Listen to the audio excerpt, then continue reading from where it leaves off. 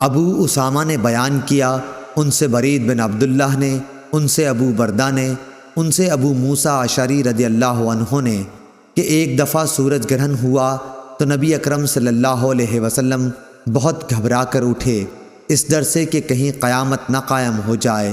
آپ صلی اللہ علیہ وسلم نے مسجد میں آ کر بہت ہی لمبا قیام، لمبا رکوع اور لمبے سجدوں کے ساتھ نماز پڑھی۔ میں نے کبھی آپ صلی اللہ علیہ وسلم کو اس طرح کرتے نہیں دیکھا تھا۔ آپ صلی اللہ علیہ وسلم نے نماز کے بعد فرمایا کہ یہ نشانیاں ہیں جنہیں اللہ تعالیٰ بھیجتا ہے، یہ کسی کی موت و حیات کی وجہ سے نہیں آتی، بلکہ اللہ تعالیٰ ان کے ذریعے اپنے بندوں کو ڈراتا ہے۔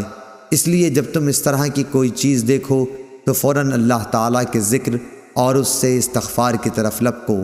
صحیح بخاری حدیث نمبر 1059۔